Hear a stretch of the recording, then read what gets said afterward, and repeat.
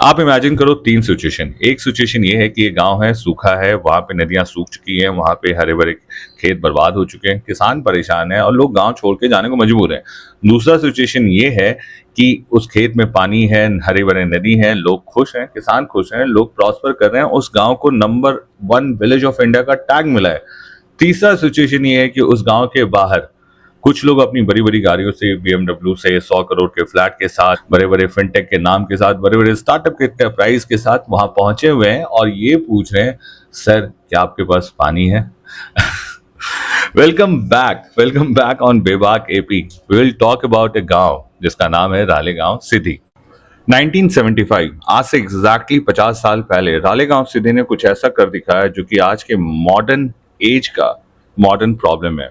Cities, metros, hi tech cities, high rise buildings, smart cities जहां पे 190 करोड़ का घर, लोगों के लिए 5 करोड़ की गाड़ियां और 100 करोड़ की सैलरी आम बात है।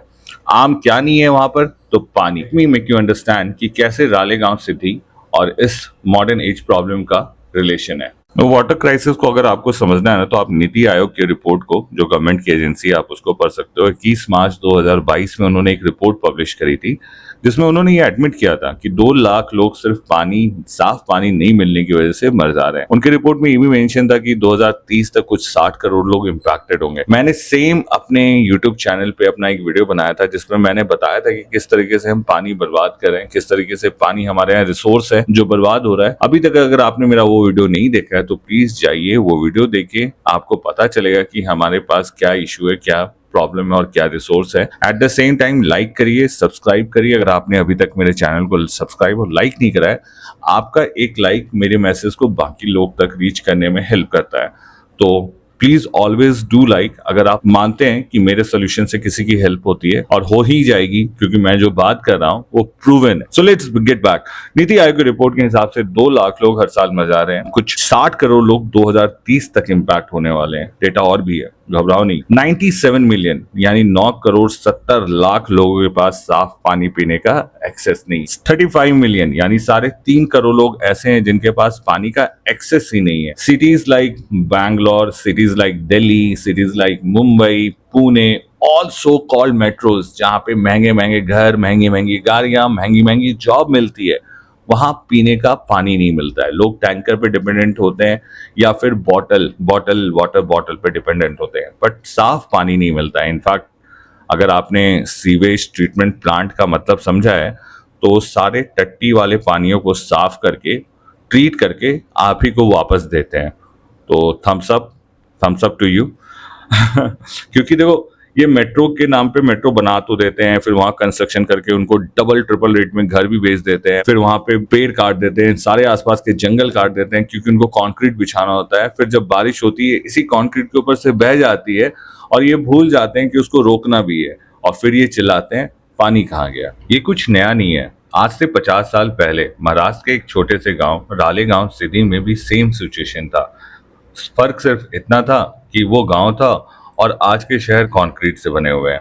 बट बैक टू रालेगांव, बारिश हो नहीं रही थी, खेत सूखते जा रहे थे, नदी, तालाब, कुएं सब सूखते जा रहे थे। हालत इतनी खराब थी कि 400 मीटर खोदने के बाद भी कुएं से पानी नहीं निकल रहा था। उसके अलावा 80% जमीन सूख चुकी थी। 70% लोग इस वजह से गरीबी रेखा से नीचे आ चुके। खाने को था नहीं, पानी था नहीं, नौकरी थी नहीं, और शराब। इन चारों के कॉम्बिनेशन ने इस गांव को और भी बर्बादी की तरफ धकेल दिया। क्राइम बढ़ते गए, वायलेंस बढ़ता गया, वुमेन के अगेंस्ट क्राइम बढ़ते गए। हालत इतनी बुरी हो चुकी थी कि 1975 तक ऑलमोस्ट आधे से ज्यादा गांव के लोग गांव छोड़कर शहरों की तरफ या अलग अलग जगह जा चुके थे।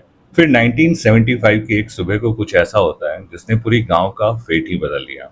एक बंदा अपनी आर्मी की नौकरी से रिटायरमेंट लेके अपने गांव वापस लौटता है, जिसने इस गांव को 9 साल की उम्र में छोड़ दिया था। वो मुंबई शिफ्ट होता है, वहाँ वो अपनी पढ़ाई कंप्लीट करता है, फिर इंडियन आर्मी ज्वाइन करता है और फिर वो गांव वापस आके रहने का प्लान करता है। जब वो गांव में रहता है, गांव की स्थिति को देख के, गांव की इकोनॉमिक कंडीशन को देख के, गांव के सोशल कंडीशन को देख के काफ़ी ज़्यादा परेशान हो जाता है। टाइम बीतता जाता है बट इश्यूज चेंज नहीं होते हैं। एक टाइम ऐसा भी आता है कि उस बंदे ने डिसाइड कर लिया कि मैं सुसाइड कर लूँगा, बट अगले सुबह ही woke up and then he said कि नहीं, मैं इस गांव को बचाऊंगा। मीट अन्ना हजारे। अन्ना हजारे को आप एज ए सोशल एक्टिविटीज जानते होंगे। अन्ना हजारे को आप right to information, Lokpal bill, Arvind Kejriwal की वजह से जानते होंगे। बट आई एम श्योर कि आप में से बहुत कम ही लोग ये जानते होंगे कि अन्ना हजारे रालेगांव सिद्धि से बिलोंग करते थे। 9 साल के थे जब वो मुंबई शिफ्ट हुए बेटर एजुकेशन के लिए। उन्होंने पढ़ाई कंप्लीट करी, बाद में उन्होंने इंडियन आर्मी ज्वाइन करा। बट जब वो 1975 से इंडियन आर्मी से रिटायरमेंट लेके अपने गांव वापस लौटे तो Anna Hazare was very sad. गांव की इकोनॉमी और गांव का सोशल कंडीशन दोनों अपने वर्स्ट फेज में था। अन्ना हजारे इतने डिप्रेस्ड हो गए थे कि एक्चुअली उन्होंने सुसाइड करने का सोचा था। But next morning he woke up with a positivity and he decided suicide is not a solution but finding the problem is. Problem सिर्फ दो ही थी, शराब की बिक्री और पानी का नहीं होना। शराब की बिक्री को रोकने के लिए अन्ना हजारे लोगों के घर गए, लोगों से बात करी, लोगों को होते हुए क्राइम के बारे में समझाया, लोगों को होते हुए वुमेन के अगेंस्ट होते हुए क्राइम के बारे में समझाया। लोग अन्ना हजारे की बातों से कन्विंस हुए और फिर कुछ 35 गांव ने मिलकर एक ग्राम सभा में ये डिसाइड किया कि वो कंप्लीट प्रोडक्शन और डिस्ट्रीब्यूशन बंद कर देंगे शराब का। इनफैक्ट माहौल कुछ ऐसा हो गया था कि गलती से अगर कोई शराब पीते हुए पकड़ा भी जाता था तो वो उसको लेकर अन्ना हजारे के पास पहुंच जाते थे और अन्ना हजारे उनको लेदर की बेल्ट से पीटा करते थे एज ए पनिशमेंट। लेदर की बेल्ट जो उनको इंडियन आर्मी से मिला था। लॉजिक उनका यही था कि जैसे माँ अपने बच्चों को मारती है तो एज ए गार्जियन मेरा भी फर्ज बनता है। लॉजिक कुछ भी रहा होगा, अन्ना हजारे ने वहां प्रोडक्शन और डिस्ट्रीब्यूशन शराब का बंद करवा दिया। Coming to the second part, जो पानी का नहीं होना प्रॉब्लम था। अन्ना हजारे ने लोगों को समझाया कि अगर आपको पानी चाहिए तो पहले जो पानी आप बर्बाद कर रहे हो उसको रोकना होगा, दूसरा जो पानी बह रहा है उसको पकड़ना होगा। इसके लिए उन्होंने अगले 12 महीने में गांव वालों के साथ मिलकर पूरे गांव में कुछ 10 चेक डैम बनाए।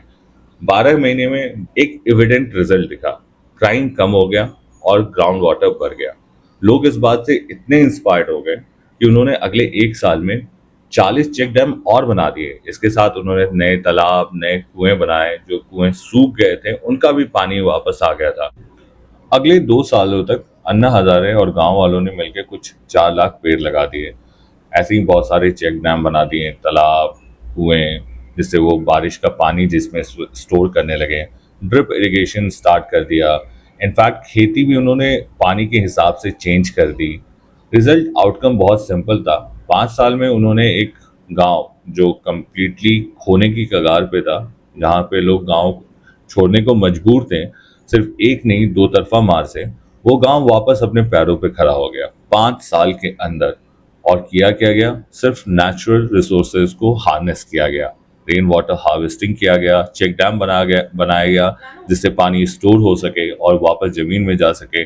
कुएं खोदे गए ताकि वो बारिश के पानी को स्टोर कर सके और ग्राउंड वाटर को रिचार्ज कर सके। ड्रिप इरिगेशन स्टार्ट किया गया ताकि जो पानी खेती में एक्स्ट्रा बर्बाद हो रहा है उसको कंट्रोल किया जा सके। वो वाली करी उन्होंने जिसमें पानी कम लगे। बारिश हो ना हो, 80% जमीन आज के डेट में खेती बाड़ी में इन्वॉल्व है। वहाँ के लोगों के पास पानी है, खाने के लिए भी है और उगाने के लिए भी है। वहाँ के लोगों ने अपने पानी को इस तरीके से यूज करा कि जिस गांव में कभी लोग गांव छोड़कर जाने को मजबूर थे क्राइम की वजह से और पानी ना होने की वजह से, आज के डेट में आपको वहाँ एक मजदूर नहीं मिलेगा, एक बीड़ी की दुकान नहीं मिलेगी, एक शराब की दुकान नहीं मिलेगी।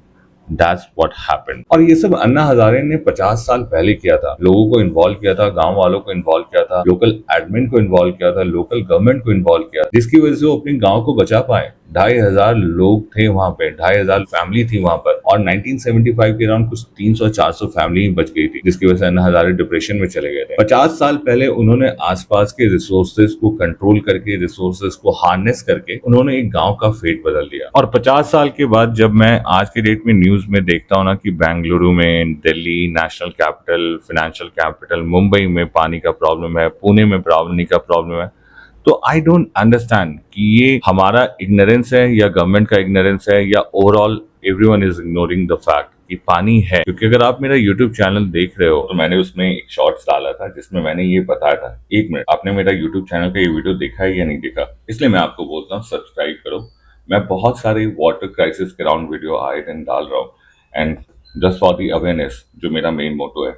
सो coming back to the point, तो भारत में अराउंड 400 नदियां हैं, जिसकी वजह से इंडिया में टोटल वाटर अवेलेबल जो है वो अराउंड 1869 बीसीएम, बीसीएम होता है ट्रिलियन लीटर्स, दैट मीन्स कि 1869 ट्रिलियन लीटर्स है। अब एक डेटा ये भी बोलता है कि जो टोटल वाटर रिक्वायरमेंट है including agriculture, including domestic and all, is around 1089 trillion litre. पानी कितना है हमारे पास? 1869 ट्रिलियन लीटर्स। पानी की रिक्वायरमेंट कितनी है? 1089 ट्रिलियन 6 लीटर्स। हमारे पास सफिशिएंट पानी है, एक्सेस 900 बीसीएम के राउंड, 900 ट्रिलियन लीटर के राउंड। बट अनफॉर्चुनेटली डेटा ये भी बोलता है कि 1869 ट्रिलियन लीटर्स में सिर्फ यूजेबल पानी इज अराउंड 1100 ट्रिलियन लीटर। बाकी सारा पानी वेस्ट हो जाता है, गंदा हो जाता है, कंटामिनेट हो जाता है या बर्बाद हो जाता है। मैंने अपने दूसरे शॉर्ट्स में बताया था कि इंडिया में जो बारिश होती है उसकी वजह से टोटल जो पानी ऐड होता है वो अराउंड 4000 ट्रिलियन लीटर होता है। Meet the third year of our video, बारिश। 4000 ट्रिलियन लीटर पानी बारिश से होता है, 1869 ट्रिलियन लीटर पानी नदियों में है।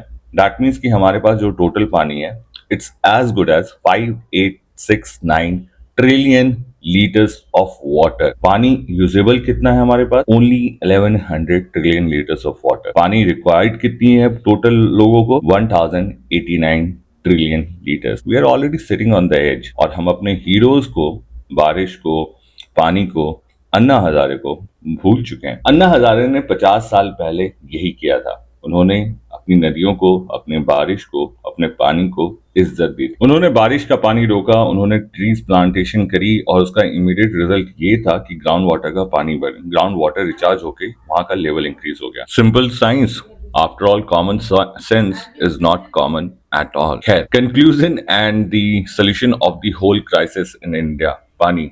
जो पानी हमारे पास आ रहा है हमें उसे स्टोर करना होगा, हमें अपने ग्राउंड वाटर को रिचार्ज करना होगा, हमें बारिश के पानी को स्टोर करना सीखना होगा, सीवेज से निकली हुई पानियों को साफ करना होगा, एसटीपी को फुली फंक्शनल होना होगा, क्योंकि एक ये भी रीजन है नदियों का गंदा होने का, क्योंकि गवर्नमेंट ने जो एसटीपी बनाए थे वो फुली फंक्शनल नहीं है। अगर आप चाहते हो कि मैं एसटीपी के राउंड एक अलग से वीडियो बनाऊं और कुछ आपको रियल ग्राउंड पे जाके दिखाऊं, comment in the video, I will do that. Last but not least, like Anna Hazare dead, उन्होंने गांव वालों को इन्वॉल्व करा।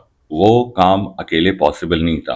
गांव वाले और अन्ना हजारे ने मिलकर एडमिन को इन्वॉल्व करा, गवर्नमेंट को इन्वॉल्व करा। मैं अपने हर एक वीडियो में आप लोग से रिक्वेस्ट करता हूँ, स्टे यूनाइटेड, बी यूनाइटेड, क्योंकि हम लोग यूनाइटेड बाय कचरा है, यूनाइटेड बाय गंदा हवा, गंदा पानी है, but divided by many issues. हम कुणाल कामरा अच्छा कॉमेडियन है कि नहीं, इस पर डिस्कशन करते हैं।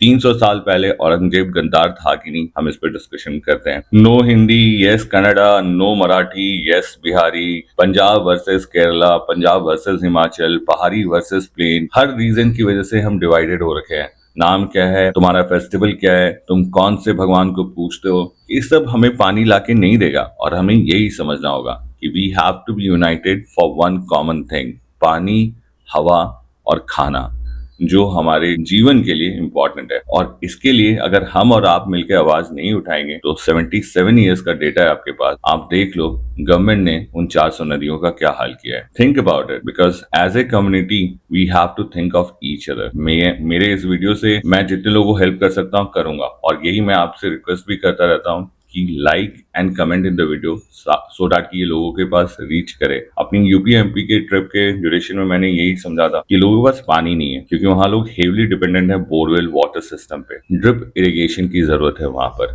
ईस्ट यूपी और एमपी, झांसी वगैरह के एरिया से ये वीडियो देख रहे हैं तो प्लीज अपने भाइयों के साथ शेयर करिए, अपने किसान भाइयों के साथ शेयर करिए कि पानी को बचाया जा सकता है, रेन वाटर को स्टोर किया जा सकता है, ग्राउंड वाटर को वापस से रिचार्ज किया जा सकता है। और अगर आप हाई राइज, बड़े बड़े बिल्डिंग, बड़े बड़े शहर, काफी महंगे घर, 3 BHK 10 करोड़ 15 करोड़ के घर से ये वीडियो देख रहे हैं, और अगर आपके पास पानी नहीं है तो आपको इन्वॉल्व होना होगा, आपको सवाल पूछना होगा कि पानी क्यों नहीं है। क्योंकि पानी है, जैसा मैंने बताया, पानी इसलिए नहीं है क्योंकि मिसमैनेज्ड है, और इसके लिए हमें गवर्नमेंट को अकाउंटेबल करना होगा। गवर्नमेंट अकाउंटेबल तभी होगी जब हम उनसे सवाल पूछेंगे, जो कि हम करते नहीं है, क्योंकि हम लोग डिवाइडेड क्या है, बाय मेनी रीजंस, नाम, काम, कद, काठी, सब कुछ। प्रॉब्लम क्या है? पानी, हवा और गंदा खाना। इसलिए मैं हर एक वीडियो में पोस्ट करता रहता हूँ कि स्टैंड यूनाइटेड, बी यूनाइटेड, एक दूसरे का साथ दीजिए, एक स्ट्रांग कम्युनिटी बनाइए। कंट्री को एक स्ट्रांग कम्युनिटी की जरूरत है, ना कि बहुत सारे कम्युनिटी की जरूरत है। मैं हमेशा बोलता रहता हूँ, respect your nature, be humble towards animal, एक दूसरे का ख्याल रखिए, stay united, and like Anna Hazare said, any development achieved at the cost of environment is not sustainable, and nature will hit back in one form or another.